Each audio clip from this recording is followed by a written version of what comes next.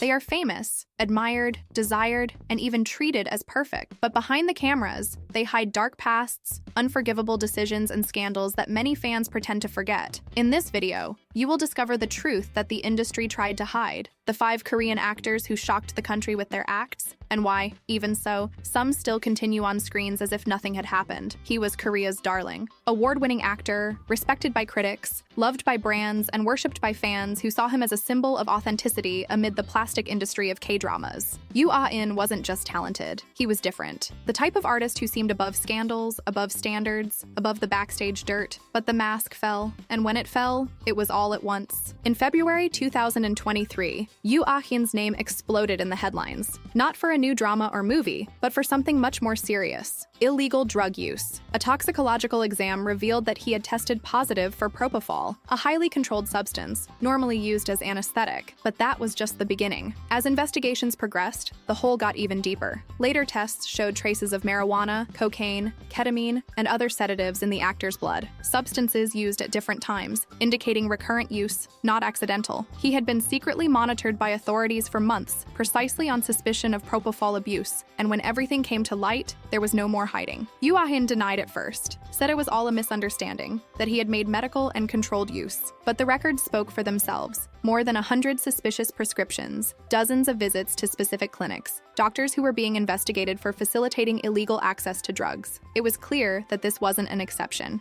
It was routine. The shock was immediate. Commercials were canceled, films shelved, contracts terminated. Netflix suspended 2 major projects with him, including the awaited Hellbound 2. The public, who had always seen him as authentic and conscious, felt betrayed. Because more than the crime itself, what hurt was the breaking of the image. The artist who criticized the superficiality of fame was, in fact, drowning in something much deeper. Since then, Yoo Ah-in has disappeared from the media. He apologized, it's true, but the damage was already done. And the most curious thing is that, even now, there are still fans who root for his return. Maybe because, deep down, he represents something that few admit: the price of pressure, success, and expectation in a country where making mistakes is the end. But will Korea forgive? That's another story. Before being the face of royalty in Kingdom or the fearless detective in Jirisan, Joo Ji-hoon was a symbol of scandal in Korea. Those who see him today, applauded in Cannes, praised by international directors, and beloved by Netflix, might have no idea of the dark past that almost destroyed his career. Because yes, Joo Ji-hoon hit rock bottom. And unlike many, he couldn't hide it. In 2009, the bomb exploded. Joo Ji-hoon was arrested for possession and use of drugs. And it wasn't just anything. Police found traces of ecstasy and ketamine, 2 heavy substances considered illegal in Korea. The scandal involved a network of users and traffickers that included high society figures, models, and even other actors. And in the middle of all this, there he was. One of the most promising actors of the new generation, arrested, handcuffed, publicly humiliated. Korea doesn't easily forgive this type of mistake. Immediately, all advertising contracts were cut. TV programs erased his appearances. Brands, which had previously fought over Joo Ji-hoon's image, fled as if he had become toxic. Literally. He was tried, convicted, and received a sentence of 6 months in prison, with suspension for 1 year, plus 120 hours of community service. In front of cameras, he apologized with tears in his eyes. But the damage was done. The country that had elevated him to the top had just kicked him down the stairs, and nobody bet that he could come back. For years, Joo Ji-hoon disappeared, went on hiatus, went to fulfill his military service,